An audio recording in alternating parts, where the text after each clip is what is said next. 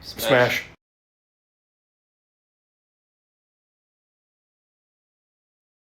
All right, everyone, welcome to the SmashCast. I'm Stevie. And I'm PB. And today we have a special guest, one who can carry a tune and can make you swoon, one with the voice of an angel and the lyrics of a devil, one who definitely put a spell on me with those dangerous hands. There is no mercy for this chokehold. So without further ado, welcome to the master of turning spicy books into spicy tunes, Austin Giorgio. What an intro. Boom. I pride myself with my intros, buddy, but how are you, my friend? That was fantastic, man. I'm great. Thank you both for having me on. And PB, as you mentioned before this, pleasure to meet you on here. Yeah, nice to meet you too, man. Yeah, Yeah, I didn't get to go to the event that you guys all were at. I was really bummed. Yeah, we've had words before, you and I, Austin. I got to open for you at an event that you absolutely slayed. Well done. Your live voice is beautiful, by the way. I think that was just it was just a fun night. I don't think there was any opening or anything. It was just night of music and just a couple dudes hanging out with tunes. Exactly. No, I opened for you. For me, it was an honor. Well, I appreciate it, man. It was my honor to get to know you and hear your story. And you were telling me all sorts of shit that's going on in your life, which is cool because I didn't realize. I didn't realize. How drunk was I? No, not super. What drunk. What did I tell you? Is it on the internet already? You go to a lot, which is amazing. Oh yeah, the balls and stuff. Yeah. Which has got to be really cool. And you're telling me you play like different characters. Was it Tamlin? You said is the main one you play. Tamlin, Cassian. Those are both characters from Akatar. For those of you who don't know, I was Aragorn, allegedly, last weekend in Canada. I was dressed up like Aragorn. That's like my dream character. I loved Aragorn as a kid and still as an adult. So I got to put on his clothes and act like him for a night. It's fantastic. He's a big Lord of the Rings guy. Yeah, as you can tell by my cup. Boom. I have no idea what that is. You don't know what this is? This is the Elvish language that is the one ring to rule them all thing. Oh, okay. Oh, well. So listen, we're not as much of a nerd as you, obviously. Oh, let me hide my other paraphernalia from Lord of the Rings. Anyway, enough about me. I'm so glad. Thanks for saying yes to this podcast, man. You made a video on social media saying, hey, who out there has a podcast and what can I be on? And I was like, me, I kind of know you. And then I reached out to you, not knowing you would respond because I never remember who remembers me. I just assume everyone forgets I exist after I meet them. It's a whole thing. I'm working out with my therapist. It's fine. But you said yes, and I'm so grateful you did. Excited to chat with you. Unforgettable, bro. Really. I appreciate you reaching out. Is it the hair? Is it the hair? It's got to be the hair. Yeah, no, dude, you're a great hang, and you too know. I mean, between having guests and especially going to events and meeting different personalities, it's nice when you're among people that are just like a fun hang, talk about anything, just relax. So it's great that you two have each other and you do this, and I'm honored to be on here. We have each other. We have each other. Although this weekend I went to Shreveport, and he went to a magical castle in Canada. So it wasn't necessarily a castle, but it did look like a castle. So. It's Shreveport, castle, Shreveport, Louisiana. Tomato, potato. Magic fantasy ball. Yeah. Oh, where are you guys based out of? So I'm in Texas. I'm in Maryland, so. Oh my God, you guys couldn't be further apart. That's great. We have the whole states separating us. Where are you out of? I'm right in the middle. I'm in Nashville. So you're in Nashville? I'm trying to move to Nashville. Yeah. Kramer's girly pop is from Nashville. Yeah, it's great. Maryland, how's the weather there right now? Is it warm or is it cold? Today it was cold. It was like 50s when I went out, so I was like, and it was super windy, so I was not having it. I was in Louisiana, it was warm, and then I came back and it was cold again. I was like, damn, I hate it here. So yeah, we're on the coast though. Yeah. I'm trying to. So how long you been in Nashville for? I moved down here in like 2021. And because it was either here or LA, and I just happen to have a lot of relationships here already. And at that time, I was like trying to figure out, all right, if I'm going to tour and like duct tape this career together, like makes sense. I can afford to tour on the Northeast. That's all my people are. If I go to LA, I'm screwed. I got to fly everyone over to New York because I was coming from New York. And yeah, I will say no regrets, man. Nashville is beautiful. The reason why I asked about the weather, that's the one thing you'll notice is like, Steven, you already know in Texas, just when you have nice weather, it's amazing. Well, it's few and far between in Texas. It's either really hot or really hot. Yeah. Or I mean, in the winter it gets kind of cold. It's springtime. I can't breathe, but it's the best weather, so it's still never perfect.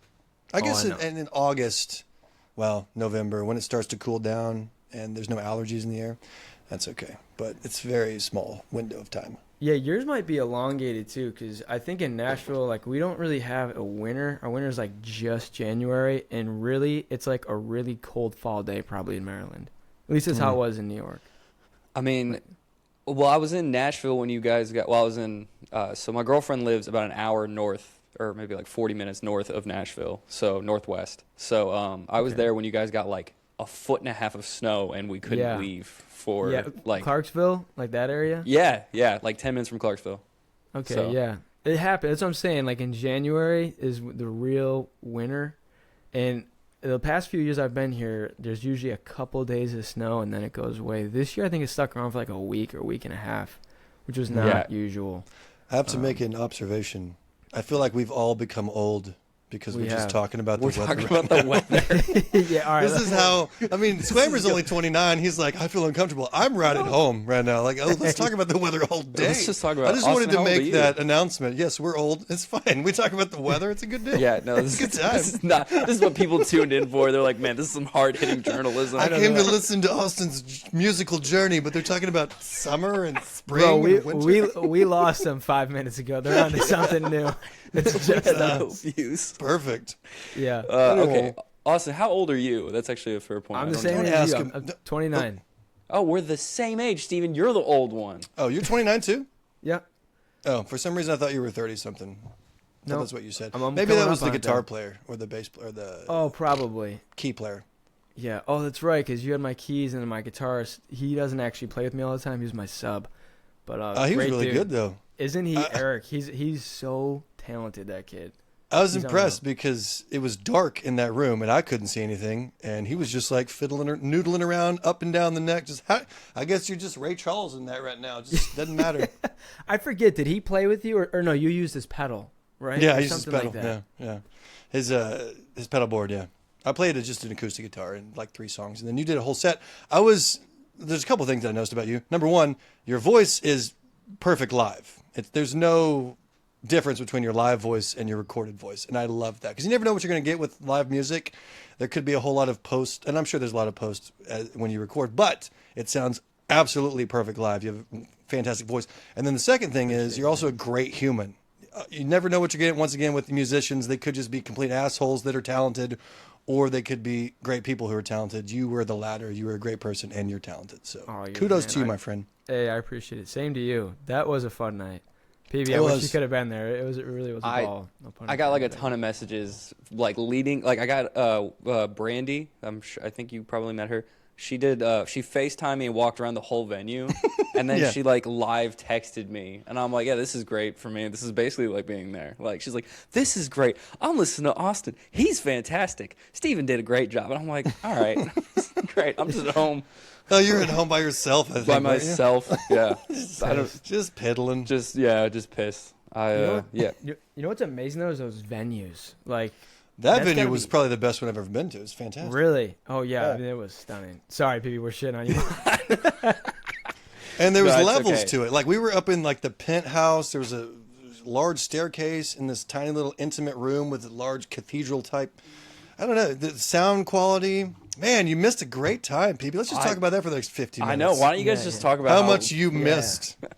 Listen, well, we've had some cool venues. We went to the most haunted hotel. We went to in an America. empty Wendy's once. It was I great. heard. I saw that I'm kidding. podcast. I said my most haunted house or something like that. I Yeah, love yeah, that yeah. hotel. shit. That was really cool. It's like Luigi's Mansion. Yeah. The Man. the hotel one. Was that Luigi's Mansion 3? I think it's 3. I have it on Switch. How was Don't it? mean Were to you brag, were I you got it on shitting Twitch. yourself? It wasn't. Actually, the first night I slept, I did feel just like uneasy while being there. Like you just get like a vibe of like. Yeah. this is Was that kinda because sketchy. I was next to you? No, you were not. Just kidding. I went to bed early that night too. You were out, so you never go to bed early. I'm basically dead. I Easily. was the ghost. I'm sorry. was- You were the ghost, man, walking around. I am an old ghost. Yeah, but there was a cool ghost tour. That was pretty neat. So we did get to go on that. Steven kept yelling at people to be like, "Is there a ghost yet?" And I'm like, "No." I was yelling at people? You were yelling out into like the hotel itself to see if we could get a like Get a Oh, response. I wasn't yelling. I was like, is there a ghost yet? Yeah, Yeah. something like that. Yeah. every 5 seconds. Because we went on a ghost tour, and that was fine. Didn't see a damn ghost, but we heard about other people's ghosts experiences. That's usually Yeah, how so it there's goes. Yeah. I was waiting for a moaning myrtle, but no one was myrtling and no one was moaning. So Do you know what? There's a video on YouTube. I don't know what the hell made me think of this. Have you guys ever heard of the Owl Man prank? no, but now I'm okay, intrigued. obviously not. So there's this guy that he dresses up in this, I don't even know, 7-foot stilt costume or whatever with this giant owl head, and he goes to this abandoned school that people love to just like go explore, and he'll set up like dummy cameras, and it is terrible because there is one dude that he scares so bad he literally pisses himself on camera.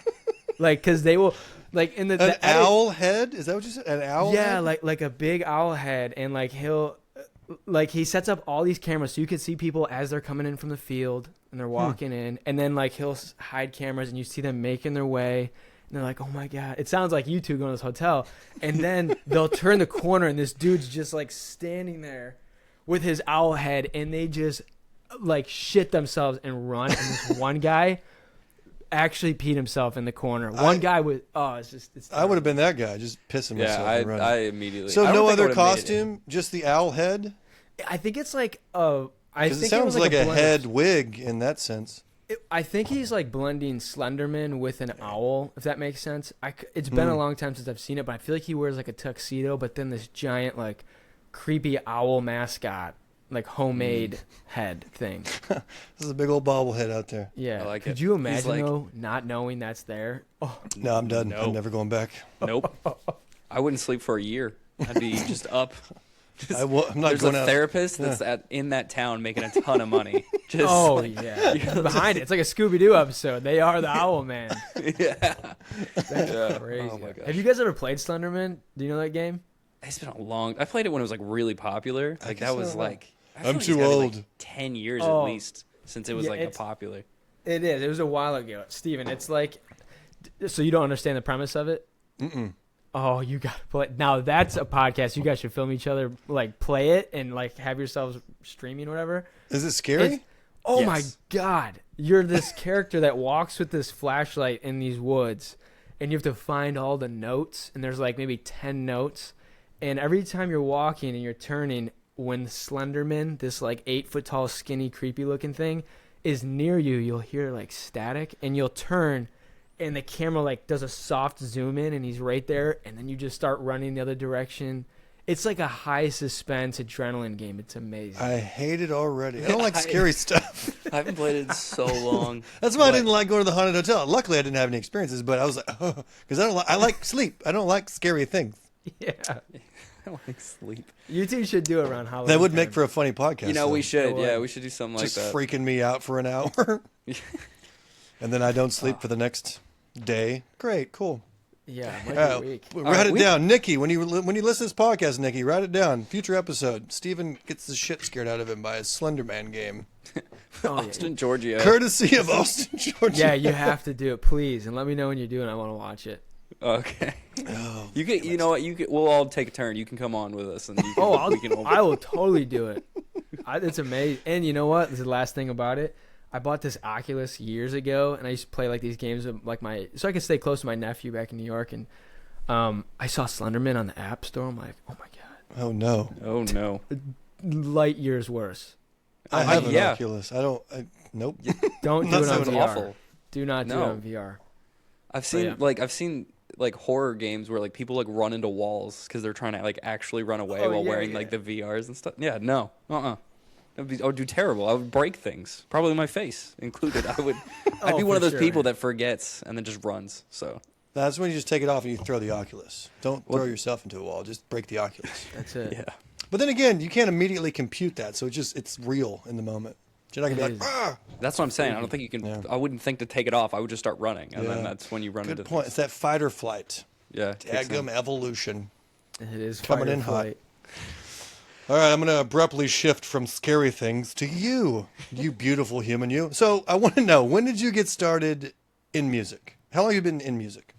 Not professionally, just like, I guess, singing. How long have you been Doing singing? Well, my father was a jazz singer, had a band, so I grew up around that. Like every weekend, he would go out and play at restaurants. My mom and I and my sister, we'd go watch him. So I've been around it my whole life, but I was not musical until probably like end of high school, college years, and not even serious. Like it was more just, every blue moon, if my dad was singing and because there's a lot of Frank Sinatra music and I knew that stuff really well. So if it was like kind of quiet or something, I was buddies with all of his bandmates. So I'd come up and it was like karaoke. Like I would sing like, I don't know, Got the World on a String or something once a year maybe. And then it progressed through the years. My mom was like, you should post some of this stuff online for people to see on Facebook. And I was selling a lot of antiques at the time, so I was like, oh, I'll make songs. I'll sing songs that correspond with the years of the shit I was selling. And that's actually how I got started with music, is like treating music as a vessel for people to see my antiques I was selling. And wow, so you had an ulterior motive for your music. Oh, yeah, it was totally. for the antiques. Are these videos still around of you singing antique stuff? Like, I don't think so. There might be one or two. A lot of it has been scrubbed over the years. There might be some probably on YouTube or something. But yeah, very different. I mean, I was in a totally different state of mind back then. Everything was different. That's crazy. This is like, you have ever seen the things where it's like, if I'm not instantly talented at this, like seeing if I'm actually a good singer, I feel like that was just you. You're like, oh, actually, I'm just good at this. Like, people try really hard to, like, learn and be talented. You're just like, oh, I got to sell stuff, and then it just turned into a whole career. Is wild. A little bit. Well, and you know what, actually? I think this is the first... You just kind of helped me connect that. I didn't realize it for a long time. A while ago... Well, okay. So we were in high school at the same time. Not that that makes any difference to the story, but... I was in high school in 1912. Yeah. Gather around. Steve I'll tell you was about like, all nah. children. What's even funnier is what I'm about to say just shows there's no context why I even made that point. But anyways, I was like terrified of public speaking, and I used to get like really nervous, like heart pounding, everything. So in school, I would be like, I just got like, this is like exposure therapy 101, I guess. I'd just be like, I gotta volunteer for the first person. Like when the teacher would be like, who wants to speak first? I can't even think. I just have to like volunteer myself. So why I say that is through the years, I would like get better and better at it. And for music, it was like, oh, maybe singing will be another like feather in the cap of this will help me just get past it. So that's kind of like how that happened more. That is exposure therapy, yeah. But that's interesting that you had the maturity at that age to just, oh, I'm afraid of this, therefore I'm going to fix it by putting myself in the situations where it will naturally fix itself. Deal with the fear. It's kind of psychotic though, because it happened with a few things, like bees. I used to be terrified of bees, so I remember I would ate a bunch of bees. I would catch them. I would go in my yard, be like, I got to stop getting fearful of these stings, so I'm just gonna catch it and just feel it in my palm. And like they didn't, but yeah, you were your own therapist then. Yeah, that's exactly what this is. It's exposure therapy. It's just a little bit of exposure. The mind over matter on this is crazy. I don't think I could just be like, I'm scared of this. Well, I gotta go deal with it then. I'm like, 500 and I still don't do that, so it's a whole thing. Yeah, I need to take some maturity from old Austin over here. Yeah, what's something you guys? Is there like a thing like heights? Is there something you guys are definitely like? Oh god, it's not my thing. My thing was public speaking, and I did it kind of what you did, and I just a little bit more and more and more. I still have struggles with it. That's why whenever I was playing music, and then afterwards I said, "Is what I said okay?" Because I was comparing me to what you were doing, which seemed to me to be flawless, and you were like, "No, it's fine." But I'm always in my head about what I say in front of a group, and when I speak and play music, I always feel like what I'm going to say is always stupid. You know what I mean? I know. I totally get what you're saying. So I just try to say shit. Yeah, I mean, well, in my head it is. We all say random shit that we're like, what did I come out how I meant it to come out? Sometimes it doesn't, but who cares? Because I've tried to make jokes before playing music, and they just don't land, and I'm like, okay, and next song we go. Because it's a different vibe. Yeah, no, I totally get it. We didn't come here for a stand-up comedian, dude. Right? Just play the fucking song. Yeah, move on, buddy. Keep singing. That's great. PB, what about you? I think probably, and I have not improved on this at all, is going places by myself, like just doing things alone. Like down to the store, just like, well, I can do that, but like if I like driving to the bank. like like you know, you want to go, like people are like, oh, I traveled by myself. No fucking chance. Like I could not. I wouldn't do well just like going to an event by myself. Like if I had to go to one of these events that I go to as like like just a random attendee fully by myself, I would not do well. But like since I'm, you know, a person that was invited to go there, that's fine. Like people know who I am. But me just showing up, I would sit in the corner. No chance I'd talk to people. What's the root of it? Is it social anxieties? I don't know. I feel like maybe I don't know. I think I just like I don't know. I just feel like I'm weird when like I have like no starting point.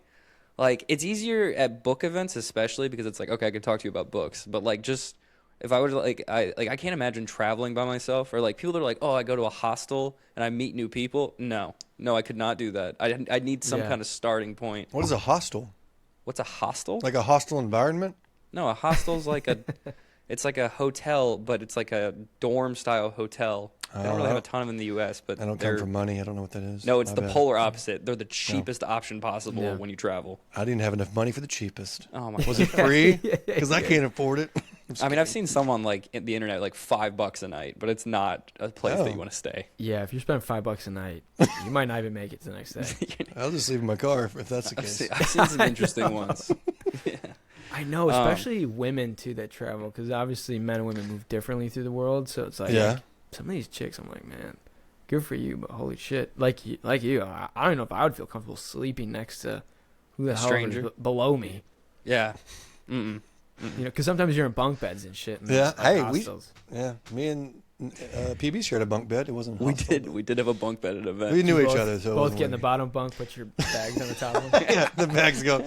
Well, he started in the top. We both ended up in the bottom. It was the whole thing. There is a video of me, like, I had an idea for a video, and I'm like, okay, there's a bunch of people hanging out in the Airbnb we're at. So I go into our room. I'm like, oh, nobody's in here. I'm going to take my video. And I start recording it, and I look over my shoulder. He's in the top bunk, just not saying going like this. And I'm just like, what are you doing? On him in Did you do like 4 takes, and then you noticed? No, it's just in the video. It started the video, and then we just went from there. I'm like, what are you doing? And it became a whole nother video. Yeah, it's on OnlyFans if anybody wants to check it out. That's amazing. But I had the same thing with the struggling with events. I kind of have been getting over it. But the first event, I didn't even want to go. Like the one I was supposed to be at with you, PB. I was having an anxiety attack on the way to the airport. Because I'd never flown by myself. I'd never gone to another state by myself. It was a whole thing. And then over the past year, I've done so many. It's just kind of second nature now. Yeah. That's amazing, man. Oh, so you never even flew by yourself? I had flown once before, but it was with somebody else, so I was not alone. To be fair, I mean, when you fly, it is like, this is it. This is the one, and it's me. I'm on this plane. I think everybody thinks that for sure. I never worried about that, oddly enough. It was more like, where do I go? And I don't want to get yelled at for having something on me. Did I bring a gun even though I don't own one? Is there just a gun on me today that I'm getting, just stupid thoughts I have. Yeah. So. Have you seen the Hannibal Buress? He talks about, he's like, what if I held a bomb 2 days ago and I don't even remember it, and they're gonna see they're gonna smell the bomb juice. This is the things I think of standing in line. They don't make you take your shoes off anymore at airports, at least in America. Yeah, I think TS. Oh, is it in all of them too? Just all of them that I've been in so far, and I've been in several. Yeah. In Canada, they still make you take your shoes off, but they're nicer about it. Like, hey, you can take your shoes off if you want to. They don't talk like that. I don't know what accent that was. You can take your shoes off if you want to. Cool. It was a blend of something. Well, overseas, they have a lot of like, now you just walk like sheep. They just look at your face. Just keep going. They're doing some of them in Nashville. I think they just started it. But yeah, a lot of theirs is pretty seamless. Do you fly a lot doing what you do? Yeah, I fly quite a bit. It depends though. Like touring, it just depends on what it is. I feel like throughout the year though, although it's been nice, these past couple months I've not been flying, which has been amazing. But yeah, usually I'm flying at least 3-4 times a month. If it's not touring. So when you're touring, you have a bus? When you're touring, yeah. If it's Europe, a lot of trains. Although the next time I think I'm gonna do a bus. It's just different. Have you guys been overseas before? I went one time to the UK last year. Nice. I was too London? scared to take the train, so I just Ubered because I know how to Uber things. Yeah. But I couldn't find the train. I was like, I'm gonna get this is gonna be more expensive. I don't care. I know what I'm doing with an Uber. Boom. Yeah. That's great. Was it an event, I'm assuming? Yeah. It was for the company's called Faye Club, and I was just a random influencer, and it was fantastic. I didn't get to go to that one either. He's got all the cool ones, I swear. That was also a cool venue. Also, is Manchester. Yeah. Manchester, gotcha. Yeah. That's great. PB, same spot, UK? No, I went to Moldova for like my actual day job Oh my for God. for 2 weeks just to do like some installs for work. So I was there. You but didn't get to be a fairy prince. You were I just wasn't. there I wasn't doing day someone- job stuff. I wasn't a magical prince or anything. I was just doing normal job stuff. Yeah, Still a cool dude, place to go That's to, though. crazy, though, that it took you there. That's pretty sick.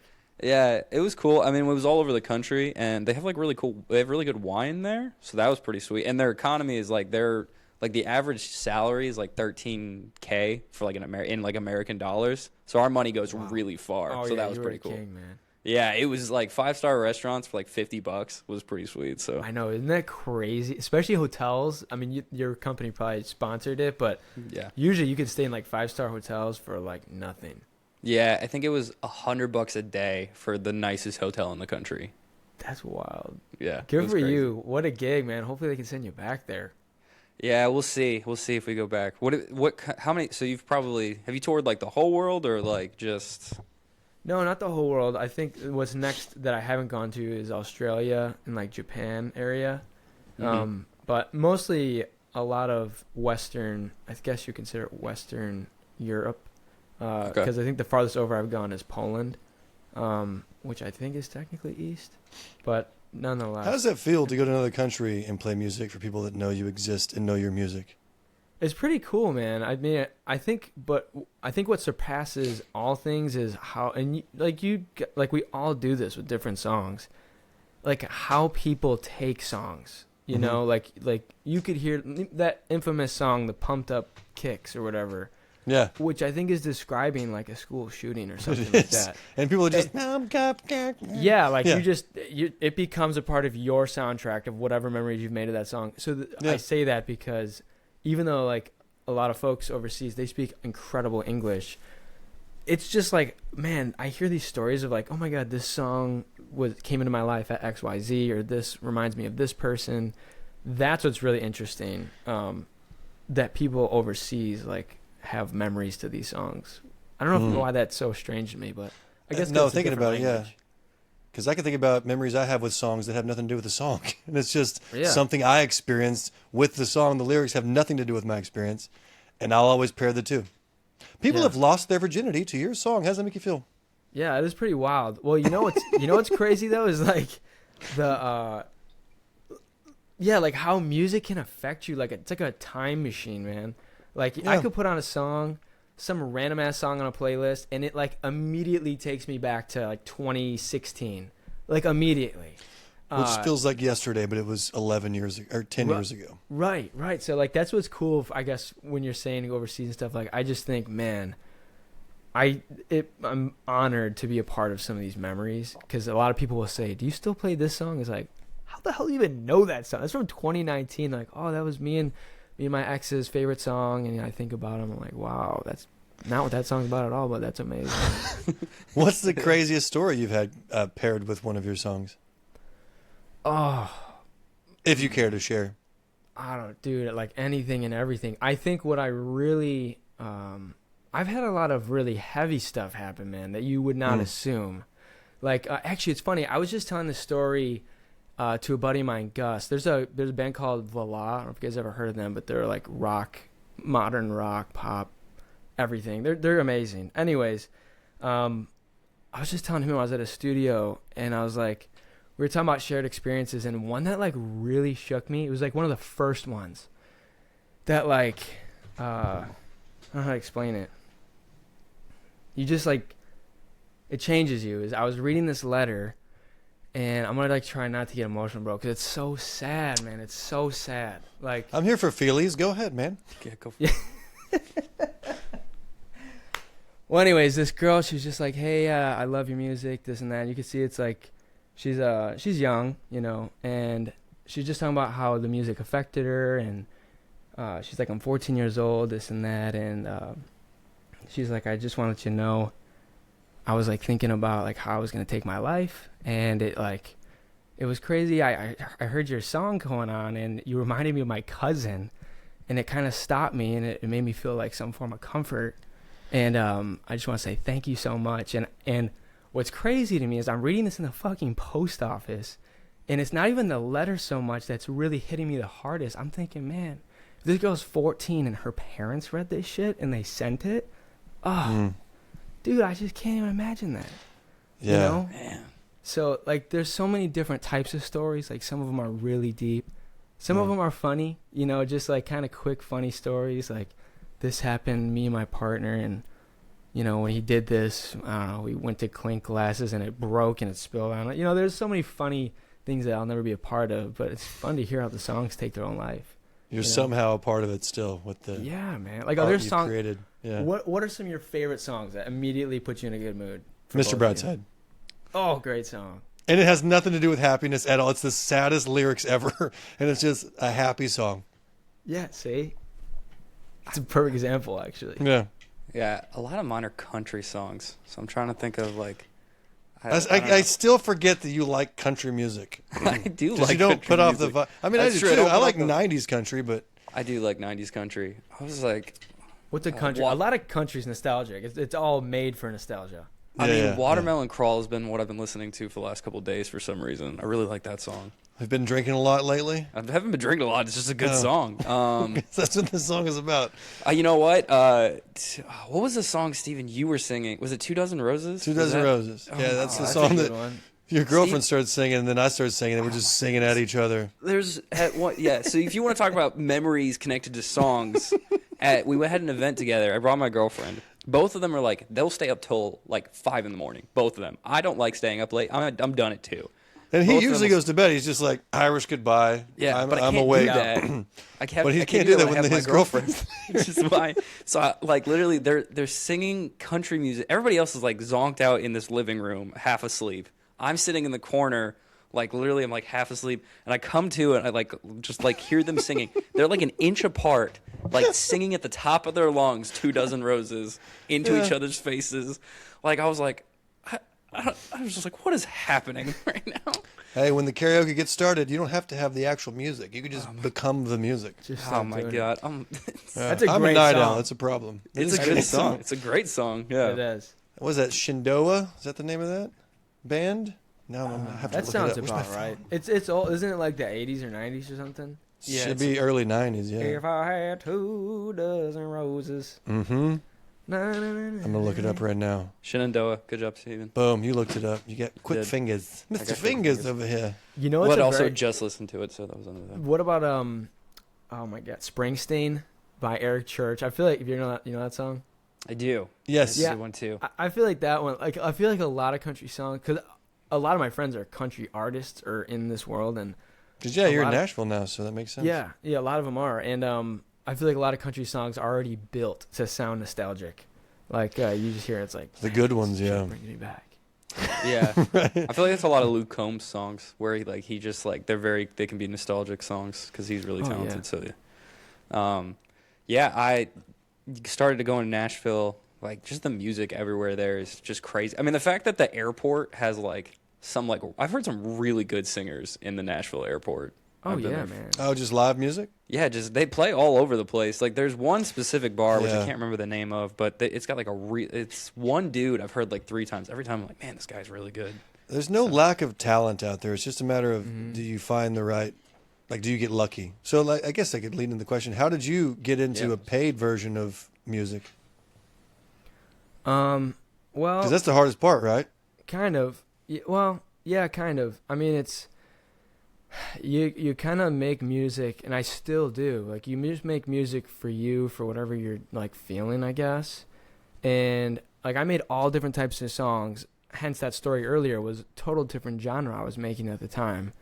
And you know, you just whoever it connects with, and you lean into it. You know, if I was a guy that I guess like wore black high top Converse, I rolled my pants and like kept a cig in my ear and rolled my shirt and made music like that, it probably would find other people that are like that, you would think. Or you have to try either like through algorithms or paying for ads to get your music there. And so I say all that because to get to a career, you kind of have to find something, an element of who you are that really connects with other people. I made all different types of songs, and how I got into this genre was literally me at my time making so much music and being so consumed with playing festivals and chasing the next gig and the next song. I was like losing track of like my personal life, and at that time, like in my personal relationship, I was like losing track of like intimacy. You know, like honestly, I could not even think about it because I was always stressed with something else. I'm like, you know what? Fuck it. I'm just gonna start making like sex music and just like, like if all I do is work, I guess I'll just make sexy music and put it out there. And it found all sorts of audiences. One obviously is the book audience, which has now given me, for the first time since high school, a hobby that I enjoy outside of skating. And that's the process, is just finding people that mesh with it. Because I feel like if you're making all different types of genres, you're not going to connect anybody because you don't represent anything. Yeah. You're just kind of throwing everything at the wall, which is kind of what we have done. We don't make music or anything like that, but I mean, I kind of do, but not at the same capacity you do. But we just, as in terms of content, we were just throwing stuff at the wall, and then we found the book space. The book space is a good thing to be in, especially for music. What's the guy that wrote the main song that people use now? It's from last year for music. You know what I'm talking about, Squamer. Ordinary. What's the guy's name? Alex Warren. Alex Warren. Yeah. He was popular before, but the book community blew up that song, and now he's selling it everywhere because of that. Yeah, there's lots of things like that. So when you made the sex music, sexy music. Sorry, sexy music. Just kidding. Were you like, what is book talk? Like, did that just happen to you, and then you were like, oh, okay, and then how'd that work for you? Yeah, I mean, it was kind of both. It actually started more of a selfish, like, what are these books? Maybe it'll help me. Like, maybe it'll like get my mind to like disconnect and like anyone that's been in relationships knows. And that's, I'm getting ahead of myself. Obviously, that's why some of these books are so amazing, because they do cut out some of the hardships. But like, you get in roommate phases where you start losing track, and you gotta like make an effort to, hey, I want to do date night. Hey, I want to do this. Let's try something new. Let's have fun with it. You know, it's gonna be weird at first. Let's try it just for fun. And I say all that because for the books, it was like, oh my God, what is this? Maybe this will get me in a new headspace. And then it became like an addiction. I was like, oh my God, I love this. This is like the story. Okay, so Haunting Adeline was the first one. That's the first one you read? First one I read, yeah. Because I used to read when I was younger. But like, I read like Aragon and Harry Potter. Never read Lord of the Rings stuff. You went to Haunting Adeline. Yeah, that's a hard start. That's a heavy one. But you know what? And you guys will get this, because I've had to explain this to buddies of mine, because they were like, I was like, dude, what are you reading? I'm like, no, you don't get it, man. Like, this book is like if you took that movie Taken, like James Bond, and just mashed it up into a good like love story. And when I was reading it, I'm like, oh my God, this is amazing. And then that would influence, if I'm writing stuff, like authors, which is why I asked in the beginning, PB, I'm like, it's amazing what authors can do. Like, we just got to write a jingle that repeats and has somewhat of a schematic. Authors, I know there's probably something similar, but like, you got to write this whole story. And like the words, like, their breath skated on my cheek as my throat had banter like flies on glass. Like, the descriptiveness of these books, I was like, this is crazy. And it fed a lot of my creativity of like, oh my God, I love how do I capture like this feeling in the song I'm already writing. You know, how can I pull some of this into it? So in search for intimacy, or to regain intimacy, you started writing sexy music. And in doing that, you found books which fed into the music you were creating to find intimacy. Yeah. The books there's only one song I ever created that was like specific for a book. And I hate to even say this, but it was actually one of my least favorite songs. And it's a song called Chokehold, and it's for Haunting Adeline. I use that in my intro. I was gonna say I heard it well before I knew who you were, because when that was and that's like okay. I've heard that. Yeah, music has its thing. To me, that song always just felt novelty. Like Mary Had a Little Lamb, but I get it. Like everyone else takes shit differently, but that was just I couldn't post music for an extended amount of time, which is similar to what I'm in now. But now, like starting April, I can, which I'm really excited about. And so in this 4-month, 5-month gap where I can't do anything, I'm like, I'll just like make little jingles to people's comments, and I'll just do this and that. And that was, someone's like, you should make a Haunted Adeline. I'm like, I'll just make this little jingle. And then it blew up. I'm like, no. Is that your most popular song now? No, it's not, but it's still really popular. It's really fun to sing live, I will say. People love it. You know, it sounds like, if I remember correctly, Pour Some Sugar on Me. Who sings that? Drawing a blank. No, I know. Give me a second. It's not AC/DC. It's not the Rolling Stones. Oh if my I God. wouldn't have said it, I would have known the name. Def Leppard. Def Leppard. Thank you. Okay. That's not what I was Anyway, gonna say. I feel like that's. I think I heard an interview like, that's your least favorite song, but it's the most popular song by them, and I feel like that's what happens with artists. They have to replay the same song they hate all the time. Yeah, I want to say this, like anyone that's watching that love it, like I don't listen to it and be like, this is terrible. It's just, to me as a singer, it's like telling a ballet person to put on Crocs and go dance, because it's like this song just, tell me what you want, babe. Let me best time on you. It's like I could like be running, singing high, do falsettos, go low. So singing it live is more fun because I can have more fun with it. But the record to me is like, oh no. It's just more boring for you because you don't get to like do your range and have a good time with it. I get that. There's some songs that are not fun to sing, just generally speaking. Yeah, live though, a lot of fun to sing because people get animated. It takes a whole different life, you know. Yeah, I bet that's. You sang it that one night at the ball I was at. Yeah, and you that told was the Haunting fun. Adeline story. Yeah, we changed it because we added some music elements to it that like made it a little more dynamic, go up and down. Yeah, but typically the track is just, pretty straight. But it's okay. It's still, people have fun with it. Yeah.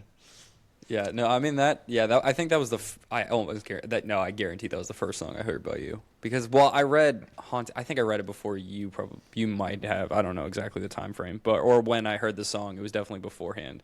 But then it was like when I read it, and then like a couple of months later, I was like, I heard the song, and I'm like, oh, okay, yeah, it tracks. So that's so do you? Man. Yeah. So what are you reading now?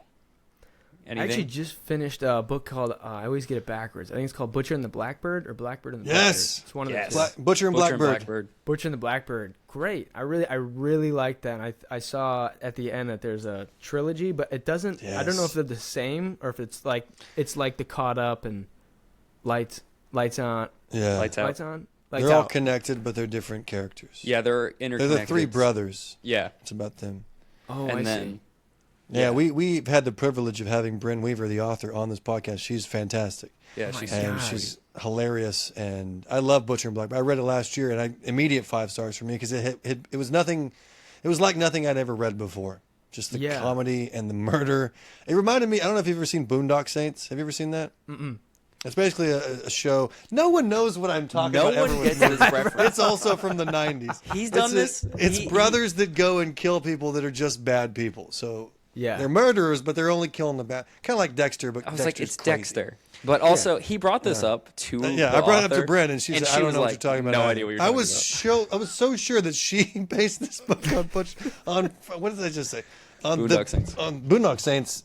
She did not. She'd never heard of it. So. She was like, I don't know who that is. You got to keep it going. She's You got to awesome. ask the next guest. Ask the next guest. Just keep it going until somebody says. Hey, in the comments, people know my movie references. Just people on live don't.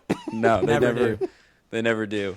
Yeah, we've had her, and we've had the voice actor for the third one, the female on here. And too, she's also the second one.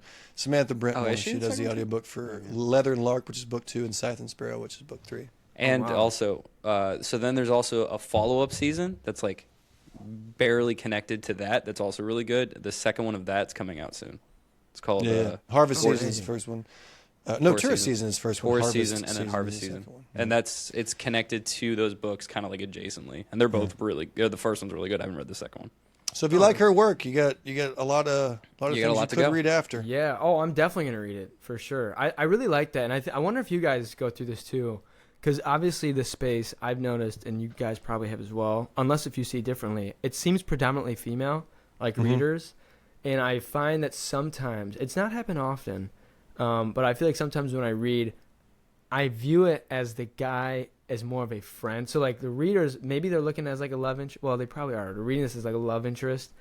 When I'm reading the guy, I'm thinking, is this a nice guy to hang out with? And sometimes I read it, I'm like, this guy's a piece of shit. Like this guy's got a huge thank ego. you for saying something. Okay. And some of them though, some of them are great. Like this one I just read. I think is it Rowan? Was that his name? I forget. I think that's what it was. Yeah. Nice guy. Like this was like, this is personality. I know he's fictional. Seems like he'd be cool to hang out. But sometimes I read some books and I'm like, I can't get through this because I feel like I'm giving this asshole my attention. He's not even real. Yes. And yes. But yeah, do you guys experience that ever? Yes, I've said this many times on the podcast. Not as eloquent as you just did, but same idea at least. Have you read Quicksilver?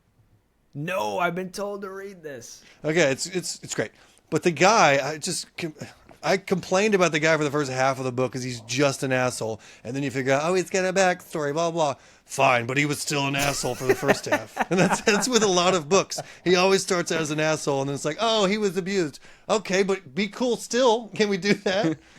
Yeah. And then they fall. It's always enemies to lovers. He's an asshole, and she likes assholes or something. Well, I don't know. It makes for a good time, though. It is, and especially like the whole, if you're gonna be morally gray, you gotta be morally gray. You can't be like, oh yeah, he's great. There's gotta be shit. It's like, and I like when there's a balance where the shit that is morally gray is more of a moral is not the right word. Maybe it's more of like, I wouldn't have done that, but I guess it is what it is. Versus, this guy is just an asshole. Yeah. Even if he does these good things, the fact that he did that, I don't know. That's a good point. This guy. Yeah, there's definitely a lot where you're like, wow, this guy? Really? She's like, God, he's so hot. And you're like, but are you okay?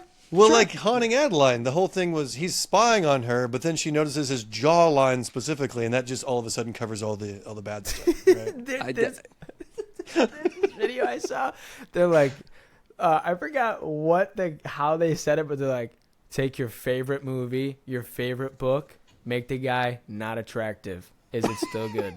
And it's like, no. All right, kidnaps to that. Now this might be a 911 call immediately. Yeah. No, it what she was on the phone with 911, and then he lights a cigarette. She's like, God, his jawline though. And then yeah, but if he was balding and his name was Phil and he worked down at the freaking local post office, short 911 call will remain. Yeah. Yeah, bro, they're coming, man. That's great. Yeah. Wait, so what? Okay, can you have you spilled the beans at all about the book you're writing, or can you say anything? Or are you waiting? Yeah. I mean, I've talked about it. So I was reading. So basically, it was like I'm in the book, but go ahead. Steven's in the book. Well, I wrote it as I wanted to put a book. It's not really based on. I mean, I'm just. Go ahead. I'm sorry. So yeah. So I was like. I wanted to write something, so I was like, what would be the easiest? And I was like, okay, I'll just base a character off of what I would be like what I would be like if I tried to stalk a woman, like they do in the books. Like they're good at it, They're like, okay, we snuck into her house, I broke in. It would be more but then I'm like, I'm gonna write it like how I would do it. He at one point, he breaks in and he's like, okay, I'm in, and then he trips down the stairs. That doesn't fucking happen in the books. I like that. Shit like that. Yeah. Or your mask doesn't have any holes in it. You can't see anything. That'd be great. Oh yeah, that's a whole thing too. It's real hot in there. Yeah, I can't breathe. He's having an asthma attack. He's just like, there's not enough oxygen getting in. You should put that in there. He pulls out his puffer, and then he falls. Yeah. He takes off his mask. His breath reeks. Just oh shit! Let me get some gum. Yeah, but so it was basically I based it off of legitimately a hypothetical situation. He's a guy that's famous on TikTok. He's a book talker. He meets a girl in a bookstore. He becomes obsessed with her, which is just kind of what I thought, how I would do it. I even picked a city I used to live. I picked Baltimore. because I used to live outside there and all my friends live there, so I know a lot about it. You know the terrain. I know the that's terrain great. in the area and stuff like that. So yeah, that's just like the plan. There's some twists in it that I have that I don't want to put out there, but that's kind of the overall. Like at one point he like breaks in, and then the like local neighborhood watch, and he's like he has to like he had practiced like this is exactly what I would do. He like practiced a sales pitch to be like, "Oh, I work for local security companies. Were you interested in your security?" And I even like wrote a slogan that was like, "I work for Haven Security. Is your home your haven?" I'm just like, and I wrote this whole thing because that's exactly what I would do if I tried to break in. I wouldn't be like smooth or anything like that. I'd be nervous as shit, and I would be like really like door-to-door salesman type stuff. Yeah, like a home security. Because I was trying to think of a reason of why if someone caught him looking in windows, like why he would be doing that. I figured like, oh, well, I'm seeing if they have home security. So, dude, I have door-to-door salesmen all the time in my neighborhood. And it says, when you enter my neighborhood, don't do that. It says it more eloquently than I do. Don't do the thing you're doing. It's like no loitering or blah, blah. I don't know what this says. It says something. Anyway, and I got to the point now, it used to be I would just like have a 10-minute conversation and then try to figure out how to get out of it. Now it's just like, I'm good, thank you. And then I shut the door. So I'm learning. We're learning together in a safe space. It's fine. Yeah. Just felt the need to share that with your little story there. No, it's great, dude. But okay, so you're taking it as like a personal thing, how I would do it. That's pretty interesting. You're kind of confessing a little bit. Yeah. I wonder, is this how you did it? Are you wanted in several places? Yeah, obviously that's what it's. In fact, someone's gonna be reading this in Baltimore, it's a and they're gonna memory. be like, "Wait a minute, this guy did this in my house." This did happen. Are you referencing real streets? That'd be kind of neat. I did reference a real street. Actually, it's a street that I referenced. So in it, like part of the way he's like stalking her is that there's a park in Baltimore that my friends used to live next to. Like he's watching her. Like he started doing runs through this park, and like there's a bench he figured out that faces her house. And like that's like what he starts doing and stuff like that. So it is a real place. I mean, I scrambled the street address because I didn't want someone's house to be like, "Hey, that's my fucking house." But yeah, like I picked that park. Doxing random people on the internet. Send them the book. Yeah. But then I like included like people I know from like this space. Like like Steve, there's a character that's tall and has a podcast with the main character. So I named him. Oh fuck, I don't remember what I named the first name, but I named him last name Runner because my last name's Walker. Walker. Yeah. What was the first name? We said it. I asked you. You gave me a name, so I put that. I as was the name. joking, and you were like, "Fine." Look, it's same thing. So an event. I'm gonna be a pirate at an event, and Nikki asked me because she was in conversation with the event owner. Hey, they need a pirate name. Who do you want to be? And jokingly, I said, "Just call me Scabby McBooty." And then they posted a picture of me, Scabby McBooty, as the pirate that's going to an event. So that's my ballish name, pirate name, Scabby McBooty. That's why you shouldn't do shit like that. This is your own fault. I need to stop joking when people ask me real questions. I think it becomes the reality. Though, from now on. Yeah. Yeah. So what was your favorite book? Because you started reading these types of books, at least from the book talk interest in your music. What was your favorite out of that you've read? Out of all of them? Out of any of the book talk books you've read, I guess, or the romance or books. Or just any book, like recent. Yeah, any book recent. It's tough. I'm definitely biased because the first books I read was The Haunting and Hunting. You know, it's like when we all first saw, like, read Harry Potter. Every guy's like, "Oh my god!" But I feel the same way about ACOTAR because that was my first in the romantasy genre. Yeah. Oh, was it? Was your first fantasy? That was my first book talk romance fantasy. My first fantasy was Harry Potter, but that was when I was a kid. I see. I don't know. I mean, so my first fantasy was actually from Now Became a Friend with her. Her name's Jordan A. Day. As you heard earlier, I mess titles up all the time. I think it's called Ripple of Power and Promise. I'm probably saying that wrong. That was my first ever, and I was like, whoa, because I didn't know what fae meant. There's a lot of words in there. I was like, whoa, I don't even know what this means. And about a fourth way in, I was like, whoa, this is kind of cool. I'm getting into it. Because I also didn't watch Lord of the Rings or do any of that when I was younger, but the Harry Potter kind of like got me into that power world. Did you watch Lord of the Rings as an adult, though? I actually still have never seen it. I gotta watch That's it. Steven's favorite movie. Really I've been watching it because I get to play Aragorn, which is from Lord of the Rings, and I've started it on the plane. I'm watching the extended versions, which are each 4 hours long. Yes. Wow, I do have to watch it. I'll say this: I'll probably watch that before Game of Thrones because I never watched that either. But that's so long that I feel like I'll never watch it because it's too much to get involved. Where isn't Lord of the Rings like 3 movies or something, or 4 movies? It's 3 movies. There's 2 different versions of each movie. There's the normal theatrical version, and there's the extended version. Theatrical is 3 hours. Extended version is 4 hours apiece. Okay. So you're looking at 12 hours a movie if you're ready for it. And the prequels. I would do that. I don't care about the Hobbit movies. I have seen the Hobbit. Do you like it? Yeah, I thought it was kind of good. I started The Hobbit and I couldn't get into it because of the way they filmed it. It was too much CGI that I didn't like. I mean, it was like I feel like 30 Lord of the years Rings holds up better than The Hobbit, in my opinion. You can yell at me in the comments if you want to. I'll have to check it out. I do gotta watch Lord of the Rings. I forgot where I was going with this. Oh, favorite book? Fantasy. Yeah, I don't know. I think Akatar really set the stage for a long series. Mm-hmm. I really got invested in that. I get pulled back and forth between fantasy and dark romance. Sometimes if I read too much dark romance, it's fun to jump out. And then if I'm in too much of that magic place, I'm like, I got to get back into mob stuff or something. You're a mood reader. I'm a mood reader. Yeah, I like to balance between the two. It's a good one. I'm looking behind you there too. You got Twilight. Did you read Twilight? I know that was I did not read Twilight, but I have it. And people yell at me because there are different versions of the same. It doesn't look great in camera, but no, I haven't. I watched the movies and I loved them when they came out, but I never read the books. Did you ever read Throne of Glass? No, but I've been told I would really like that. Throne of Glass, it's Crescent really good. City, something. Yeah, I haven't finished Crescent City. I started book 2 a long time ago and just never finished it. I didn't DNF it. I just put it on hold. I was just saying. So did you not like it? I just wasn't in the mood for a newer. It's urban fantasy, so everybody has cell phones and it's trying to be fantasy, and I just love to live in old times that don't exist anymore. Yeah, it's my least favorite of the 3. A lot of people love it, but it's my least favorite. It's still good, but in comparison to the other 2, it's my least favorite. Yeah. Did you say that? A Taste of Vengeance and Vows. I looked it up when you said it.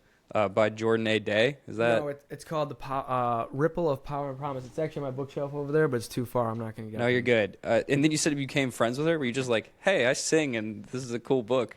No, so she actually brought me out to an event that she did. And okay. I didn't know she was an author. So she told me about it, so I bought her book. And I'm like, I'm going to read it. And at that time, I already did Haunting and Hunting Adeline, and hers was the 3rd book. And that was the first time. Dark romance was already new, but it was new in the sense of reading. But I already liked those type of movies. So that was easy to jump into.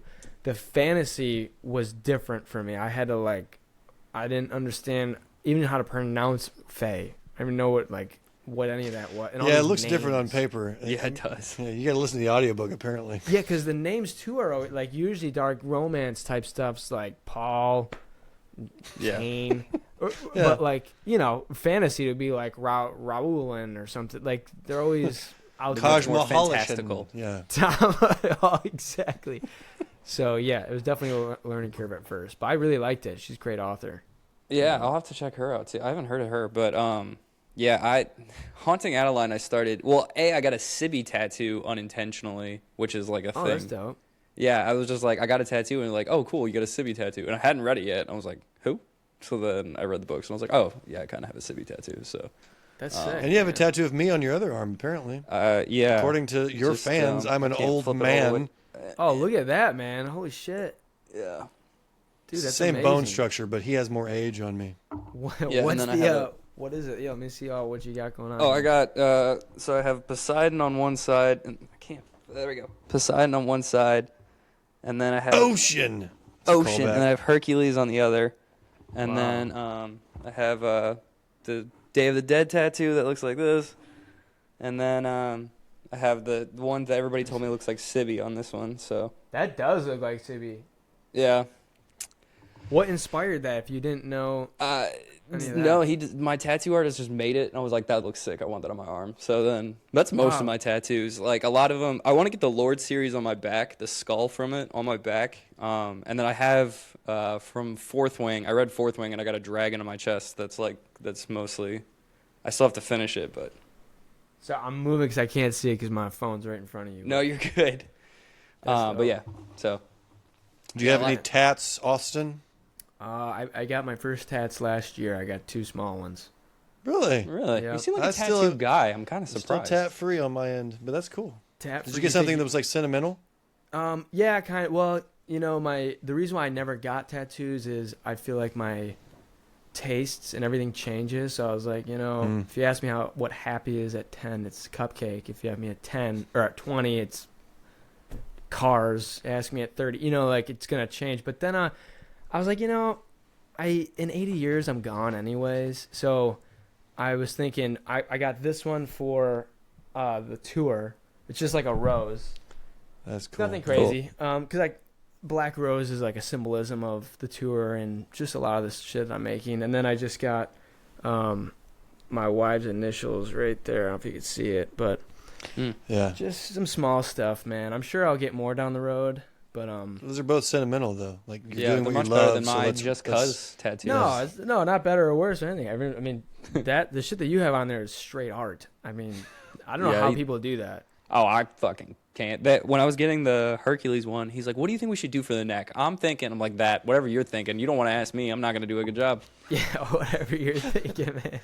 Yeah, I do have an intentionally haunting Adeline tattoo, which is on my thigh. I'm not breaking that out, but it's a rose in a whiskey glass. You don't want to so- break the thigh out? Don't want Oh, to bring sick. thighs out. So. Get some views going in I here. have Take several. your pants off, man. Stand up.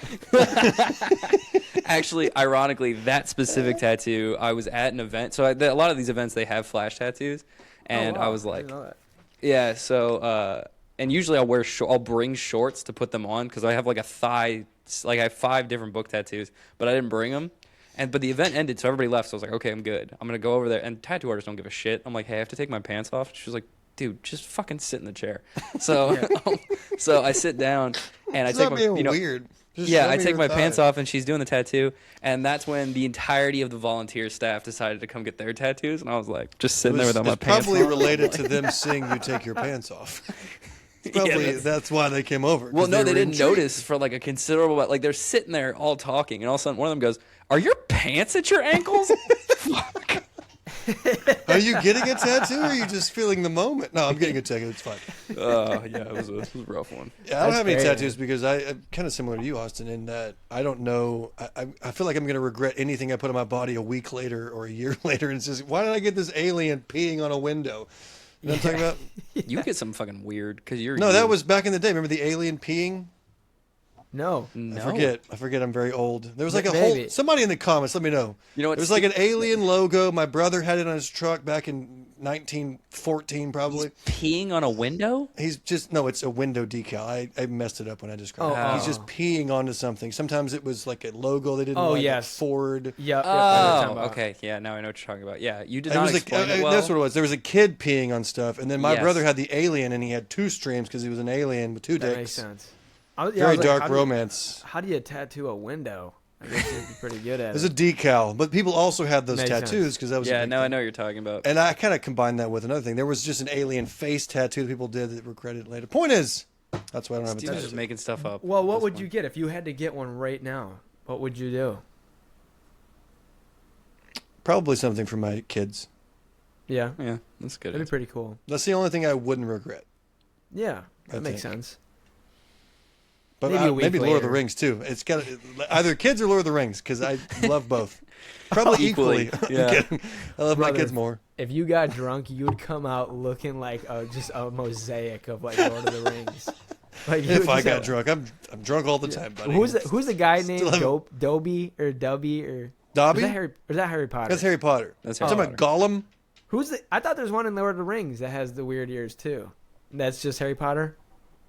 That might Weird just be Harry ears. Potter. Gollum has weird ears. I I mean, think. Gollum is like a creature that. Yeah. That guy. Yeah, Gollum. that's what I'm talking about. Yeah, Doesn't that's he have the Gollum. little ears? Can you imagine just having him on your arm or something? Just have him. Yeah. Put him on my chest. Just Steven Gollum. wakes up from a drunken The stupor and ugliest got character. an ugly ass, like I mean, I'll get Aragorn's face on my anything, but not Gollum's face. a human, normal dude face, just there. Yeah, I'll just get Vigo. What is this? Vigo Mortensen? You know I more don't forget. than I do on that. It's Aragorn to me. It's fine. One. Okay. Man, Anywho. I gotta watch it, man. I gotta check it out. It may not hit right, but it does hold up today. You're gonna have to invite Steven over. He'll come watch it with you, and then I will give you all the details behind the scenes because there's one part, and if you're a Lord of the Rings fan, you'll know this. Oh my God, he's gonna Vigo, AKA Aragorn, kicks a helmet and he actually breaks his toe. But he doesn't break his. They don't show that in the scene, but in the movie, like as they were making, he actually broke his toe and he kicked it. Also, there's a part where a big elephant dies by the bows of Legolas, and that sound that is emitted from the elephant. It's not called an elephant; it's called something else, but it's got big tusks. It's like a mammoth, but different. Anyway, the sound that's emitted in that creature was taken from the audio of a horse being drained of semen. What? Yeah. I did not see that. They went to like a horse sperm bank thing, and then they liked the sound of it apparently, and they're like, "Hey, this would go well with this elephant that's dying." And then they just kind of dropped the tone on it, and that's the sound when that animal dies. Was there like a meeting for that? Like they're all sitting around a board meeting, and they're like, "Listen, I've got an idea for the elephant death." And they're like, "Gerald, I think you really just like hanging out at the horse milking farm, and you need to." Maybe I don't know. I did not expect that to be where it was going. It was a random direction. It's a good what do they call that? Beast book, like Morning Glory Milking Farms. Have you read that? Never. That's where a lady falls in love with milking farm. That sounds like a porn video. It's erotic, monster erotica. Monster erotica. Yeah, it's literally a centaur, right? No, it's no, it's not a centaur. It's what is it called? Oh shit! It's a bull with legs. Yeah, it's like a half human, half bull. What is that called? I don't know.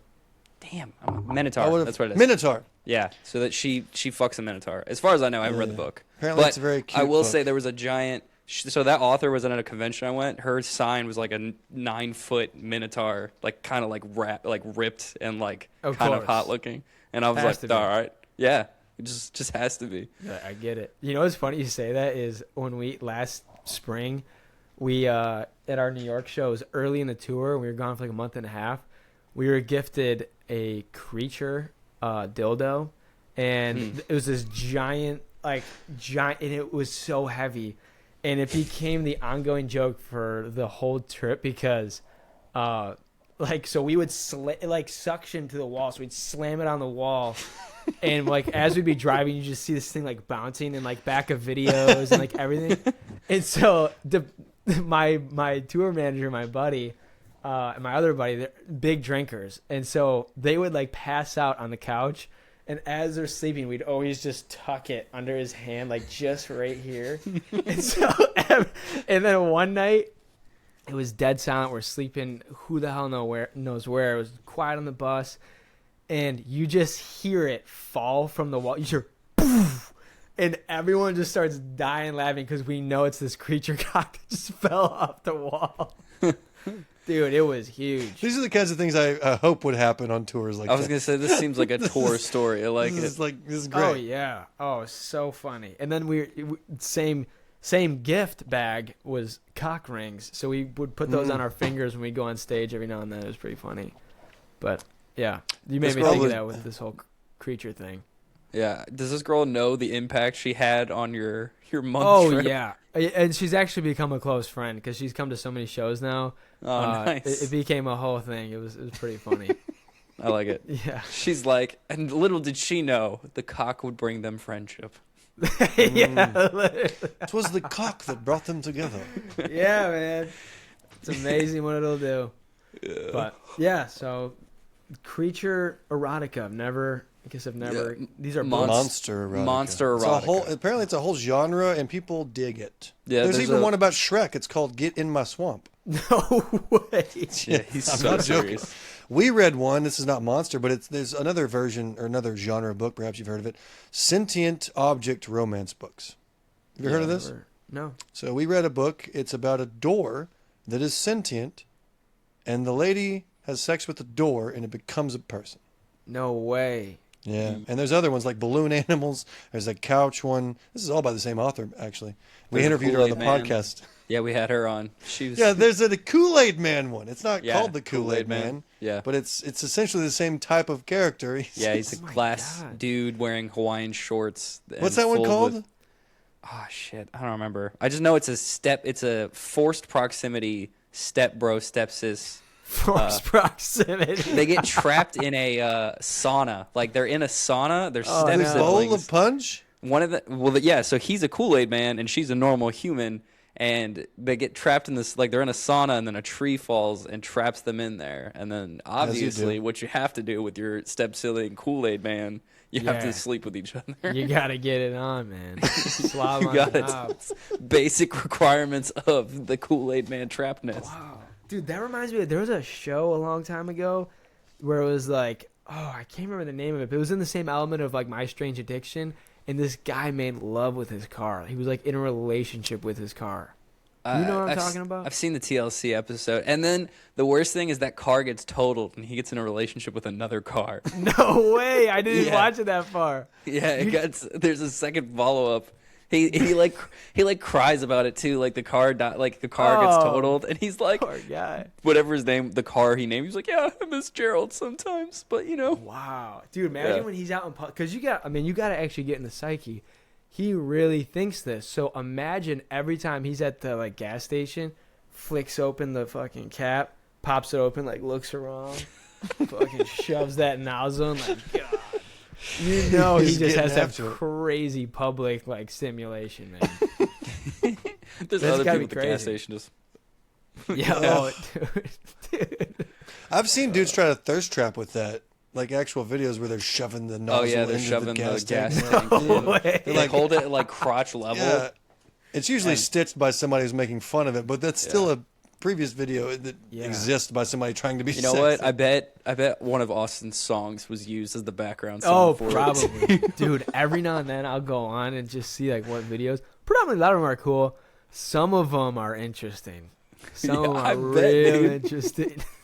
I didn't even think about that aspect. Like a song is used to something you don't agree. It's just kind of weird or you don't agree with at all. Like, like, damn it! Now I'm associated with this weird thing here. He comments. He's like, "Hey man, could you maybe not use this?" Yeah. You know what was real fun last fall? We had this idea, and we ended up. It was only half baked because we decided not to go follow through what we were originally going to do. We were going to open up this line because this instead of calling this album from last year the deluxe, we were just going to call it Confessions because there's more of like Usher Confessions. These I are know, more but of Usher has a song album called Confessions. Right. Yeah, Like sorry, Usher. go ahead. And instead of it being a storyline like a typical album, these are just songs that didn't make it on the first, and each song is a confession. They all just tell something. It's like every song, honestly. So we had fun where it's like my actual number. It's not like a marketing number where people can call in. It goes right to voicemail, so you can leave a confession, text whatever you want, and I'll just text back randomly. So it is kind of like a lottery thing. Like, hey, if you're on there, I might hit you back. And like some of these voicemails, we originally were going to use some of them for the marketing and making everyone excited, but part of it was like, man, people will feel like it's exploitative because like what they're saying they might not know is going to be out there. That's a good point, And then, but some of these voicemails were like, whoa, this went deeper than I thought it was gonna go, and pretty entertaining, man. I gotta say, it was pretty fun on my end to hear them. Yeah, I bet. That's anytime you open up the internet like full open for anything. Just I've gotten some interesting DMs over the years of doing this content thing. I bet. We exist in a different space than you do. You're music.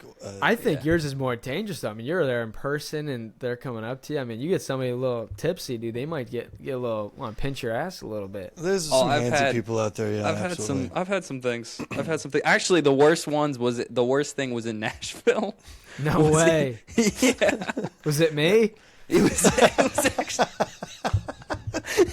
Austin's getting tipsy. Austin Giorgio. Hey, what happened? This singer that showed up? Yeah, bro. He kept touching my butt. I don't know what. He put a mask on and shit. He was singing into my ear while he was touching my stuff. Yeah. Wait, what happened though? What happened? Well, one of them was just like this girl was like, so they had a throne. And I sat and she was like, hey, can you go sit on this? And I was like, okay. A lot of them had sit in it and they'd sit on the armchair. Yeah. Now she sat in it and then just put her head like directly in my crotch. Just like, and then they took a picture. And I remember the picture, like I've seen it. It's just me like. I've seen it. Yeah, is that. And then I had It's on my wall. Let me pan around. Yeah, Steven actually was the one. He like DM'd her, was like, "Hey, I need this picture." I paid her $20 to pretend. So. There you go, man. So I had that, and then the same event, I had a girl that sat on the arm, and then she just kind of fell into my lap and just kind of stared up at me, and I'm like, "Can you get off of me?" Fell is a strong word here. It's more like gently placed herself. She fell, but yeah. So I've had that, and I've just had some interesting comments on some of the, they're a little forward, so I'm like, whoa, okay. So the comment section. Apparently, people don't know that comments are forever. They just exist there, and they just like whatever. And then you go to their profile, it's her with her husband. It's just okay. Yeah. For a while, I was getting DMs that were like, I'm like, it's like, oh, I want you, or something. I'm like, is that your husband and kids in your profile picture? Because that's a choice. If it's the internet, it doesn't count. That's what most people think. But hey, go with God. That's what I say. In some essence, I mean, it doesn't for some, because like it's like either a fantasy or something. I don't know. I will say, jokes aside, and you guys get it too, I feel like really bad for like what chicks have to go through, because like this shit happening to us. Yeah. We can laugh about it, but for them, it's like an actual traumatic experience. If you get like a creepy guy, even not even creepy, just like don't fucking touch me, like I can't imagine that shit for chicks. And what you're saying, like a lot of people messaging like their husband a thing. That's like, it's almost like I just want to send them a link to like Regain or like fucking BetterHelp. Be like, you guys are gonna work through this. I promise you. Like, I know you're just missing something here. You're gonna figure it out. Or maybe he's not the one. But either way, I'm not the solution. Right. I'm not the solution. Right, man. I that is actually one of the most common questions I get, because we talk about like kinky stuff, or I make content about like kinky stuff because the books I read, and they'll be like, oh well, how do I convince my husband to do this? Like he never wants to do this stuff with me, and I'm like, I don't know. Guarantee it's not gonna be from a random guy on the internet. I was like, that's not gonna be the thing that I can't help you. And I'm like, because my thing is, I was like, listen, they don't have to convince me of shit. I'm already into that kind of stuff. I just read books that just reiterates it. So I'm like, I don't know what the I don't need motivation. Some dude on TikTok isn't going to convince me. The books definitely help, man. I mean, and dude, like, I don't know about you guys, but like I've had these conversations with friends and stuff, and like, because a lot of similar experiences of like, I wish my boyfriend, at meet and greet stuff. And I'm not, this ain't a therapist session, and I'm also not a therapist. I'm not gonna act like I'm educated enough to be like that. But I'm just like, man, I just feel, because it's like, that these dudes like, who knows, they might be addicted to porn or some shit, and like that's a hard thing to get out of. There might be conversations they're not having. It might be deeper rooted shit. So like we just see the surface level of stuff, but like deeper down, it's like, man, I know you guys can work through it. It's a lot of work, but you guys will, you'll get there. It sounds like you're giving much better advice than I am. I'm just like, I don't know. Austin's like, you got this. I'm like, I don't know how to deal with that shit. Good luck. Well, you also don't want to become somebody's crutch. That's a whole thing. That's what it is too. Like, because I mean, again, you guys might experience this too. Like, then for some people, not that many. This is small minority. It can become like stalkerish, not in a good way. Like creepy, things that they'll say to you. Yeah. I haven't experienced that, but too bad. I've just had a few like offhanded comments that I was. PB's writing a book about it. Is that now I'm writing a book on the other side. He's the stalker in the pages. Going back to the chicks in events and stuff. It's different. I've never felt in danger. At worst, it's just uncomfortable. But I've never felt like, I'm going to be taken away, or you're not going to hurt me. I'm 6'4" and I weigh way more than you, so I'll be fine. But for women in this space, it can be very, very scary. Oh yeah, very, very creepy. And honestly, a lot of them are just, it's a weekend out with the girls. It's fun. They're tipsy. They're having fun. Like, that's what you're there for. Have fun, But it's obviously it's up to the person.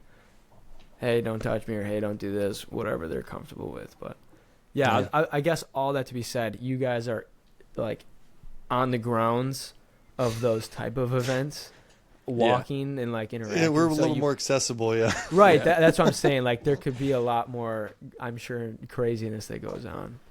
Yeah. Nothing too terrible. Plus, nothing that's traumatized me to the point of like uncomfortable. But I will say, it gives me some good stories. I will. Yeah. I do have one story. There was so if I may, I was at Yeah. an event in Let's Canada. not keep his entire night. We're already way past an hour. Oh, we Go are. ahead. I'm so sorry. No, we Never don't want to mind. keep No, you all night. Fuck you. Never mind. No, why tell don't the you story, sing us Steven. up? Let's hear it. I was at an event in Canada. This was last year, and this lady was not a part of the event. It was just held in a space that had other people for different reasons.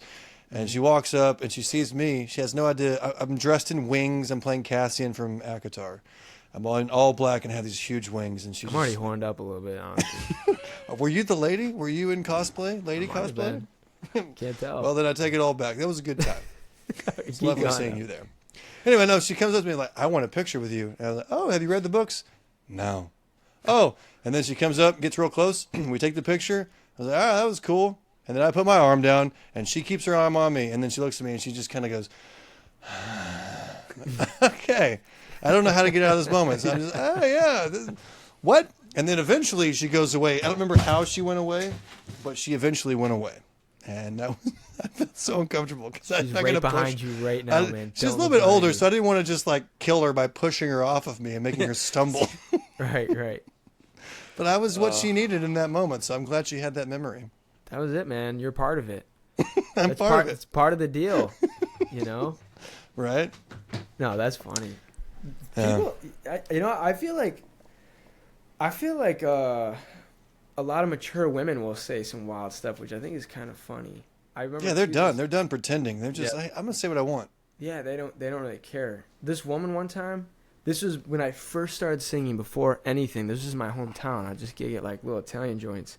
And this woman came up in a walker. She was probably 70s, 80s, and her daughter was probably like 50. And they're walking up and they're smiling. You know, the daughter's walking her, smiling at her, smiling at me. I'm like, oh, she's going to come and say something. Like, oh, this is great. So she comes out. She goes, what's your name? I'm like, oh, I'm Austin. I'm like, did you enjoy the music tonight? She's like, yeah. She goes, she looks me up and down. On my left kidney. She looks me up and down. She goes, made a lot of babies with a man that looked like you. I was like, wow. Must have been good looking. no, but I was just like so caught off guard. Like so caught off guard. But they don't Yeah, in care. hindsight, you could have said the coolest thing ever, but then you're like, Oh yeah. No, I in the think moment. what I did say, I'm like, well, I'm off at 8. I'll see you tonight, or something like that. Oh, I mean, like that's a joke so of it. cool. Still Yeah, killed they'll it. say anything, man. I think it's great. Yeah, old ladies are the ones that. So when we have to wear wings sometimes, and like what I've learned is when you wear the wings, like people will go to put their arms around you, but then they'll hit wing, and then their Oh, first yeah. thought every time is, okay, we'll go under the wings, but right below the wings is just my ass. I have So- had a lot of that happen. So a lot of the times the like younger women will like reach down, hit ass, and they'll be like, "Oh no, I'm so sorry." Yeah. Older ladies, I've had a few of them. They're just like, "Up, now my hand's on your ass now." Like that's just Oh, where it is, grab it. and they like take the picture, and I'm like, In their head, I put my ass in their hand. "Yeah." Not the other way around. I never even thought about that. You're right, because Yeah. those wings are huge and they're like Yeah. strapped to your back. Yeah. Yeah. Damn. Yeah, Did you guys make those, or you buy those? Nah, Etsy. Yeah. Etsy? That makes Yeah. sense. Oh, so I they're think like it's- crafted well. Yeah, They're pretty good. They're And pretty they're good. I light mean, we- too. They're well made, but they Yeah. weigh nothing. The good ones, at least. Yeah. How do you travel with them? I put mine in a gun case. I have mine fold in a mine up and garment just stick bag. them in a gun case. Yeah, they do fold pretty well. They get a little wrinkled. I try to steam mine before events. Wow. Yeah, it's weird. It's weird walking through an airport with a gun case. I've covered mine in bookish stickers, and I even put like bookish box on it. So you're But they trying always to- stop me. Yeah, I What, is bet, that a man. gun?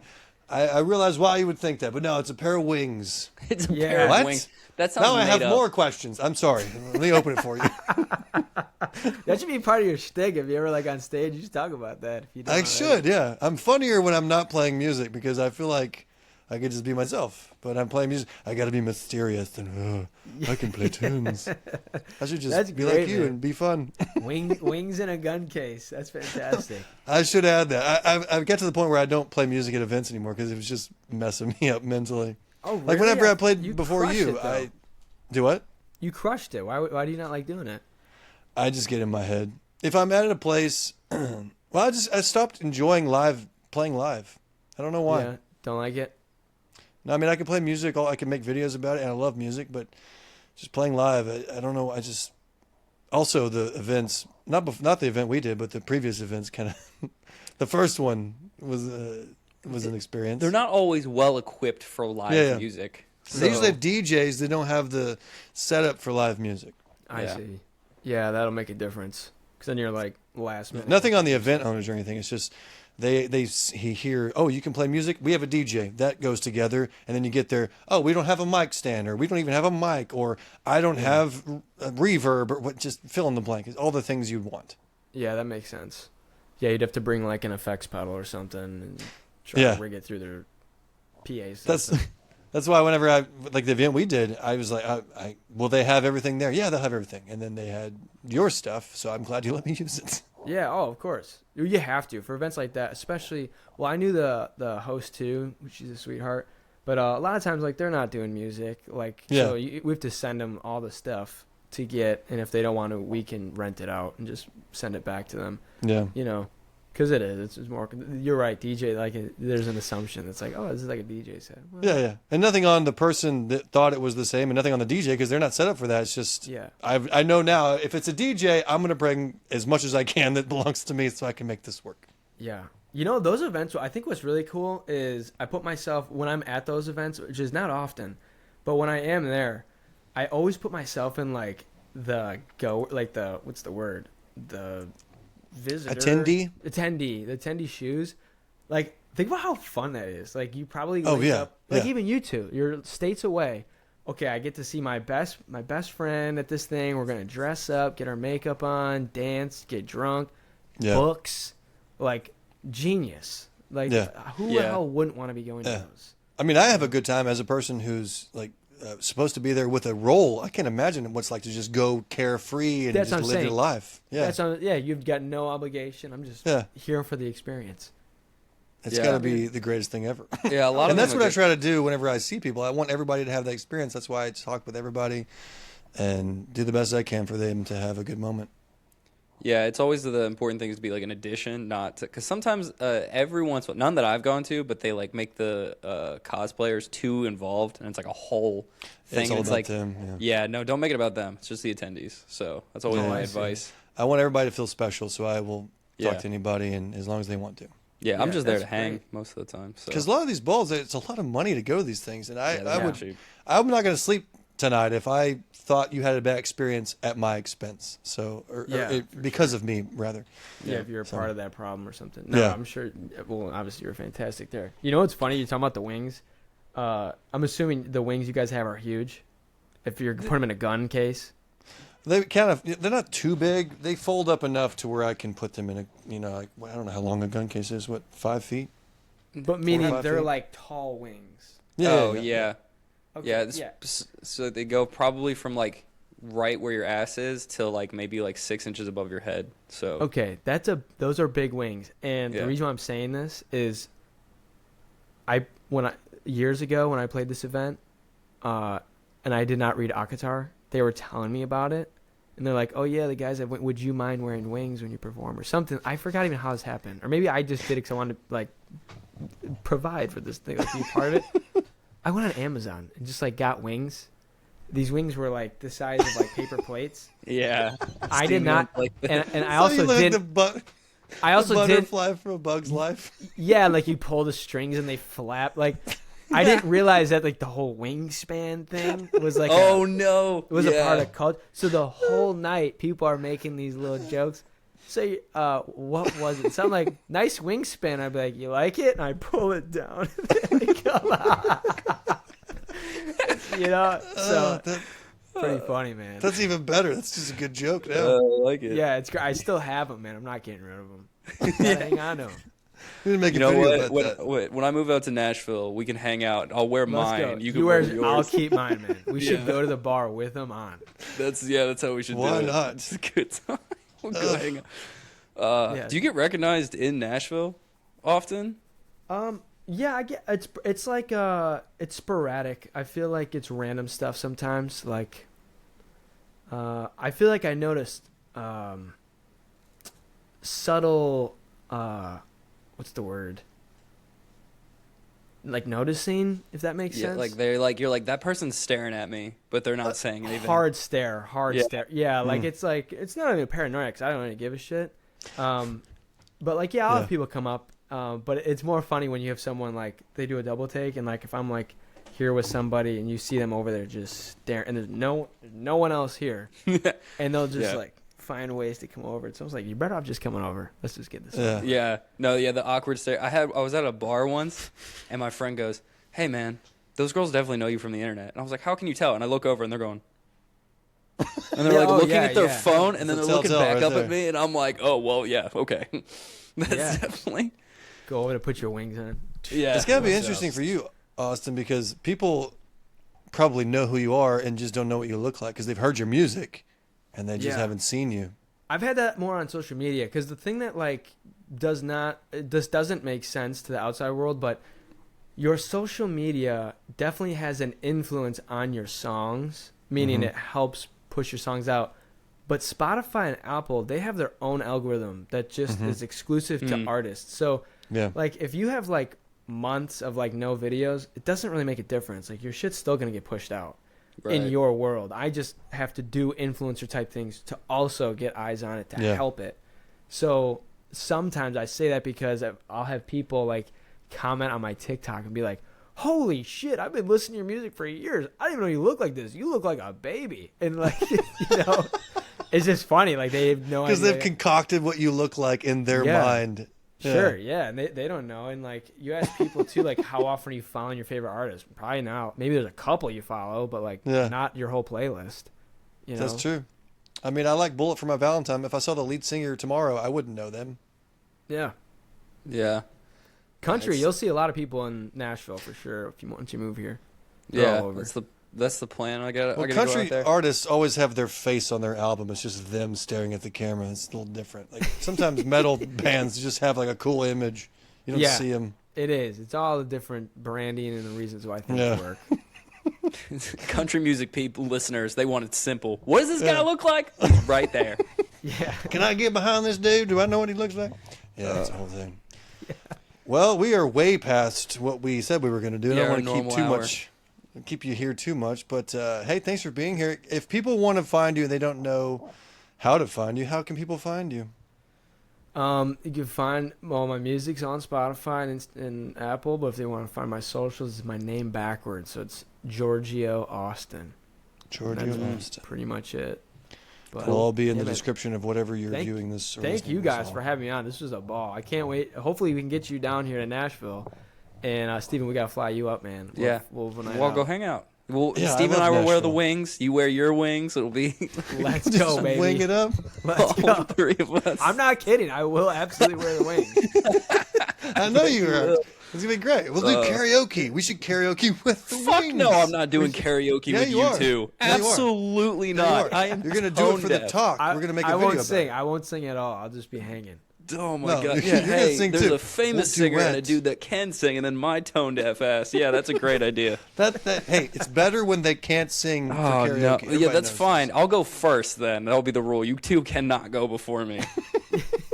You can go last, Austin. I'll go second. I think we'll just ramp up on quality. It's like, okay.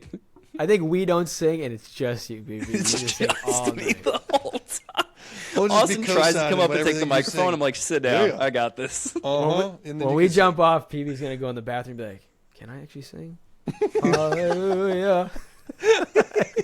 Because that's the first thing he goes to is hallelujah. So when I think of country music, I think of like Jesus and stuff. That's great. All right, sing, baby. I can't even talk. I'm so excited. All right, Swammer, sing us out. Why do you do this to me every time? I'm kidding. It was a joke at the beginning, and it's an inside joke now. But go ahead. This was a good episode. No, you don't have to sing it. Just you can find us here. Thank you for watching this episode. If you can follow us all at the SmashCast podcast on Instagram, TikTok, and YouTube. Thank you, Austin, for being here and dealing with our craziness. And hey, we kept it together pretty well. Yeah, we just being chill. Yeah, just a couple guys hanging out. Thanks for having me. Yeah, we always like to end the podcast with our guest of honor saying just the word smash. So whenever you're ready, I'm also Elmer Fudd on my off days. Whenever you're ready, just smash. That's it? Yeah, that's it. All right, I did it. Oh, you did it. Here, do it one more time. Here we go. Yeah, go. Smash.